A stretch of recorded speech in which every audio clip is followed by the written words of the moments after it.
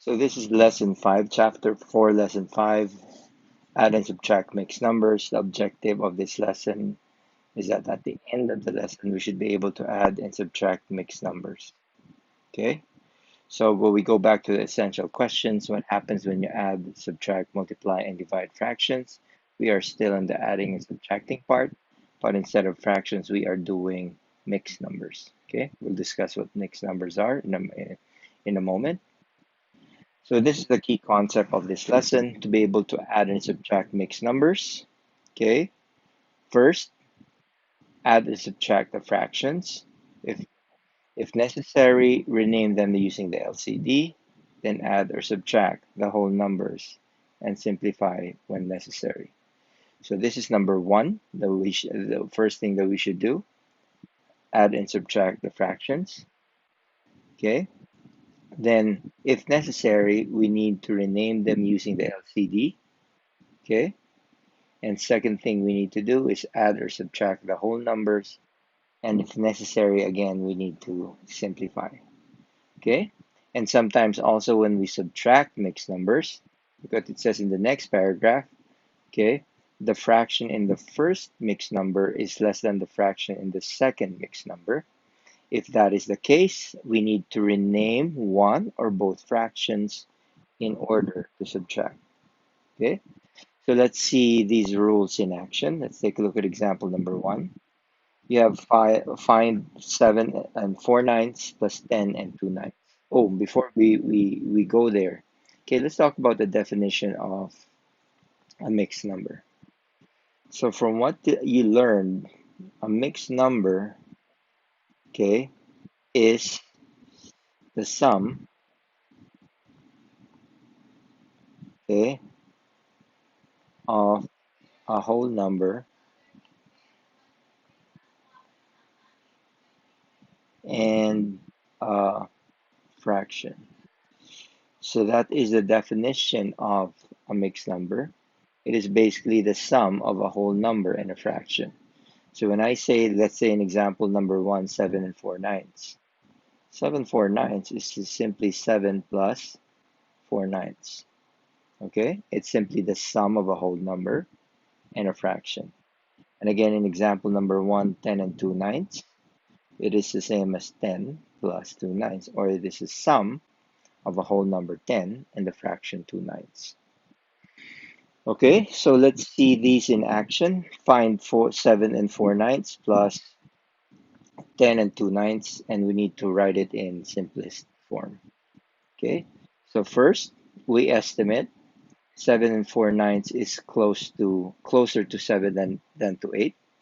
Okay, and 10 and 2 ninths is closer to 10 than to 11. So we estimate 7 and 4 ninths to be 7, 10 and 2 ninths to be 10. So our estimate answer should be around 17. If our answer is close to 17, then our answer is most probably correct. Okay, so we write 7 and 4 ninths and 10 and 2 ninths vertically.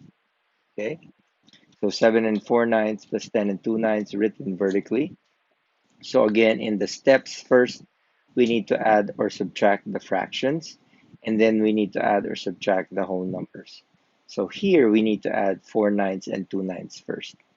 What you notice is that you have a common denominator of 9 right here. So therefore, if you have a common denominator of 9, all you need to do is add 4 plus 2 and keep the denominator the same. So now we have 4 plus 2 is 6, keep 9, and you have now 17 and 6 ninths. We know for a fact that 6 ninths is not in simplest form because 6 ninths has 6 and 9 has a greatest common factor of uh, 3. So we divide 6 by 3, 9 by 3. We end up with 2 over 3. So you end up with a simplest form of 7 and 2/3. Okay? And if we check if our answer is reasonable or not, remember at the beginning we estimated our answer to be around 17, and we got an answer of 17 and 2/3. Our answer is pretty reasonable. Okay, let's take a look at example number 2. We want to find 8 and 5/6. minus 2 and 1/3, and we need to write this in simplest form. Okay, again, we go back to our rule. We need to add and subtract the fractions first. Okay, we need to rename if necessary. Okay, and then we need to add or subtract the whole number. So again, first thing we need to do is estimate. We know that 8 and 5/6 is closer to 9 than to 8, and 2 and 1/3 is closer to 2 than to 3. So we estimate our answer to be around 7. Okay, so we write 8 and 5/6 and 2 and 1/3 vertically. This is what you get. And from what we learned in the previous lesson, we need to look for the least common denominator. So we know that the least common denominator of 6 and 3 is 6. So there you go. That's your 6 right here. Okay. We simply transfer the 5 over there because that's simply multiplying it by 1. Like what we did here, we multiplied this by 1. And we simply multiplied 3 by 2 to get to 6.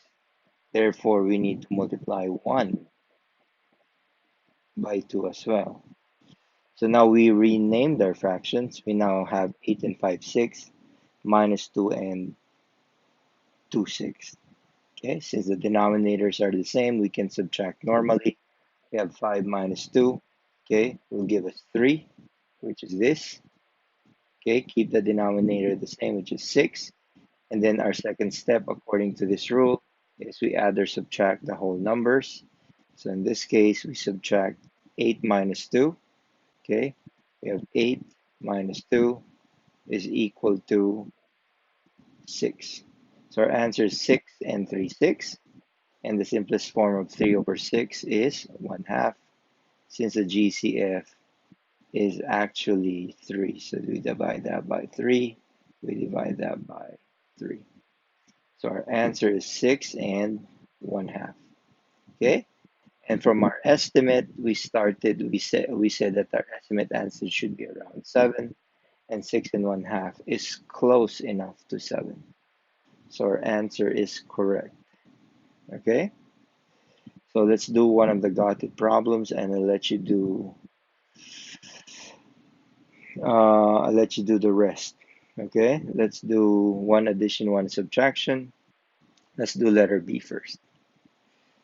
So let's doing letter B. I have 5 and 1/5 plus 2 and 3/10. So 5 and 1/5 plus 2 and 3/10. You notice that the denominators are not the same, so we need to find the least common denominator, okay, of 5 and 10. And the least common denominator, or the least common multiple of 5 and 10, if we do our multiples, 5 and 10 is 5, 10, 20, and this is 15, 30. You can see right away that the LCD is 10. So we write here 10, we write here 10. And then we rename our fraction. What did we multiply 5 to get to 10? We multiply this by 2. We need to multiply this by 2 as well. And we simply multiply this by 1 over 1. So we end up with 2, okay, over 3 over 10. Now that the denominators are the same, we keep the denominator the same as 10. We add the numerator, 2 plus 3. Numerator is 2 and 3, so 2 plus 3 is 5. This becomes 5/10. And we simply add the whole numbers, 5 plus 2, which is 7. We know for a fact that 5/10 is not yet in simplest form. So for it to become simplest form, we get the GCF of 5 and 10, which is 5. So we divide this by 5. We divide this by 5. End up with 1 over 2. So the simplest form answer for letter B would be 7 and 1/2. Okay? So let's do one subtraction. Let's do letter F. So we're doing B and F, so you need to do the rest later on your own. Okay? So letter F, write it vertically again. Copy it vertically. 8 and 2/3 minus 2 and 1/2. Again, the denominators are not the same, so we find the LCD, okay, of 3 and 2. And the LCD of 3 and 2 would be 6, because if you get your multiples of 3, multiples of 2, this is 3, 6, 9, 2, 4, 6, okay, 2, 4, 6, okay. You can see here that you already have an at least common multiple of 6. So this becomes 6, that becomes 6. We multiply 1/2 by 3 over 3 to get to your denominator of 6. So this is 3. We multiply this by 2 over 2 to get the denominator of 6. So this is 4. So now we simply subtract. Okay, let me bring this down right here. So we simply subtract 4 minus 3. 4 minus 3, 4 minus 3, end up with 1 over 6. And the second step is to subtract our whole number. 8 minus 2 is 6, so the answer is 6 and 1/6. We know that 6 and 1/6 is already in simplest form, so this is our answer. Okay, you're going to answer the four other problems there. Okay, let's move on. In example 3, we need to rename mixed numbers. Okay, so this is where the second paragraph comes in right here. It says here, sometimes when you subtract mixed numbers, the fraction in the first mixed number is less than the fraction in the second number. In this case, we need to rename one or both for us to be able to subtract. So let's do that right now. So we have 2 and 1/3 minus 1 and 2/3. Method 1, rename mixed numbers. Okay. So first we need to estimate that 2 and 1/3 is close to 2. Well, in this case, if you're having difficulty estimating, don't worry about this, okay? But when you talk about estimating, 2 and 1/3 is closer to 2. 1 and 2/3 is closer to 1/2. So our answer is around 1/2, okay? But our focus is how to rename our mixed numbers so that we can subtract properly. Okay, so let's take a look at this one. So we have 2 and 1/3 here, and we have 1 and 2/3. We know that 1/3 is less than 2/3. Okay, so you know right away a 1/3 is less than 2/3. So we need to rename 2 and 1/3 before subtracting. So this is 2 and 1/3 right here. This is one whole, this is two wholes, and this is 1/3. That's why it's called 2 and 1/3. Let me just erase that so that you won't get confused. So one whole, and 1/3 gives you 2 and 1/3. But I can also convert my one whole right here. Okay, I can convert this one right here, this one whole, into thirds. So if I convert it into thirds, this is what's going to be. So my one whole now has been converted to 3 over 3. Okay, it's been divided into 3 parts. 3 parts are shaded, so therefore 1 is the same as 3 over 3. Okay, so if I'm going to rename this fraction, I have now one whole, I have here 3 over 3, and I have 1 over 3. If I add all of them, okay, I get 1 and 4/3. 1 plus 3 is 4, and we keep the denominator the same as 3. Okay, so I can rename 2 and 1/3 as 1 and 4/3. Okay, so we know that 2 and 1/3 is the same as 1 and 4/3. Look what happens. Now our numerator, or sorry, our first fraction is now bigger than our second fraction. 4/3 is bigger than 2/3. And now we can subtract normally. Okay? Since our denominators are the same, we keep the same denominator and we simply subtract, okay, 4 minus 2. We know that 4 minus 2 is 2, right there. And 1 minus 1 is 0, which is here, it's 0. We just don't write it anymore. So our answer would be 2/3. Okay? So 2 and 1/3 minus 1 and 2/3 is the same as 2/3. Okay, so this is our final answer right there. Okay? Okay, that's method 1. Method 2 is we can also write it as improper fractions. Now let's review what improper fractions are.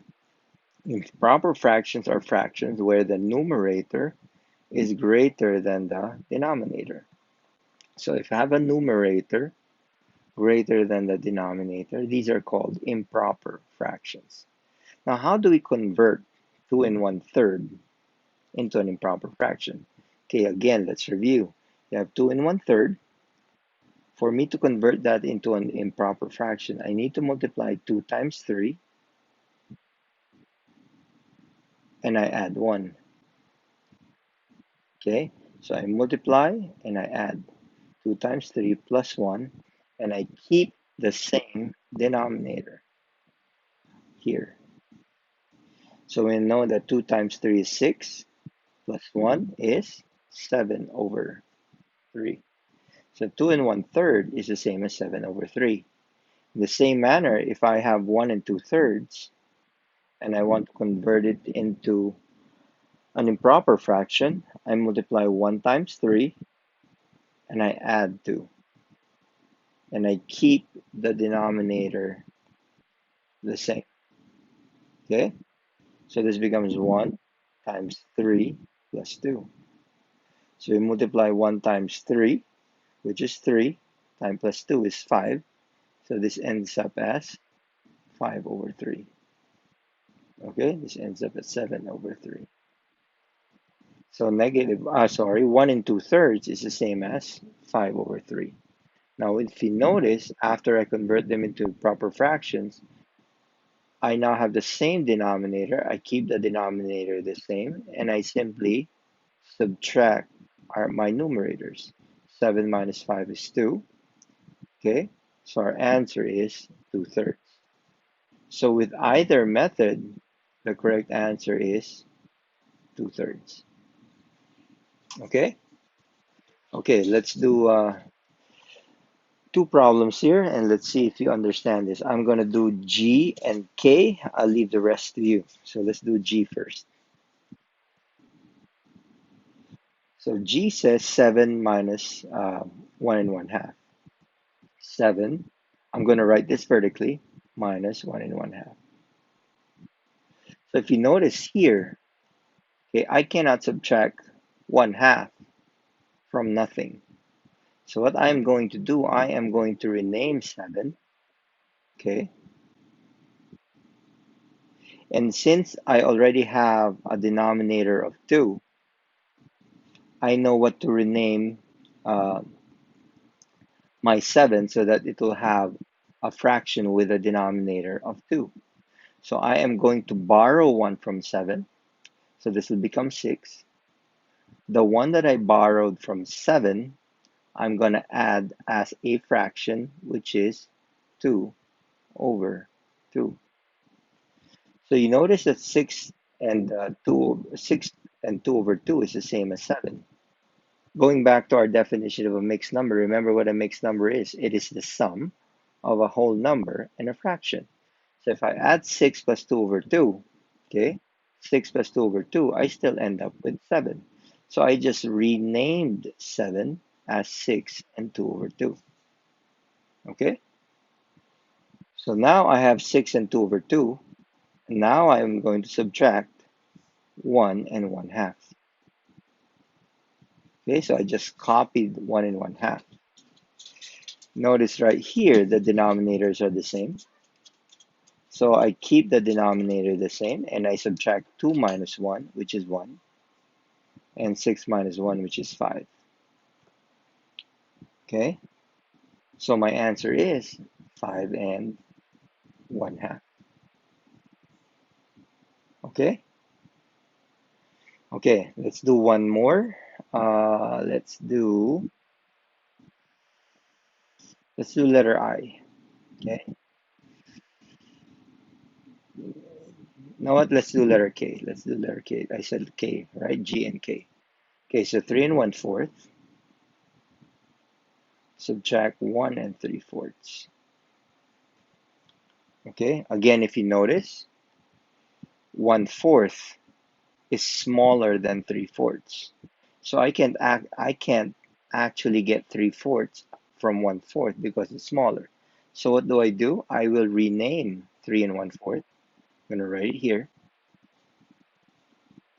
Okay, which means I am going to borrow 1 from 3, which becomes 2, and the one I borrowed from 3, okay, which is 1, I will make it into a fraction with a denominator of 4.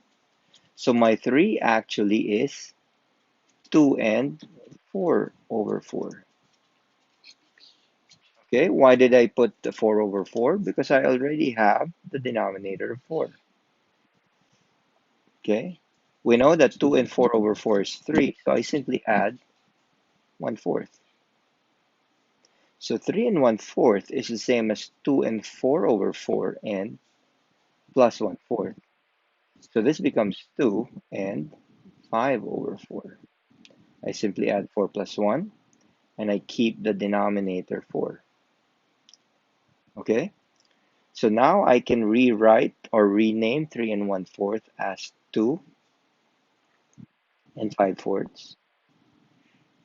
And I can keep the same minus 1 and 3/4. Now my denominators are the same, 4 and 4. I keep my denominator the same and I simply subtract 5 minus 3, which is equal to 2. I subtract my whole numbers, 2 minus 1, which is equal to 1. So my answer is 1 and 2/4. You also notice that 2/4 is not in simplest form. So I get the greatest common factor of 2/4, which is 2. So I divide this by 2. I divide this by 2 over 2, which gives me 1/2. So the simplest form of 1 and 2/4 is 1 and 1/2.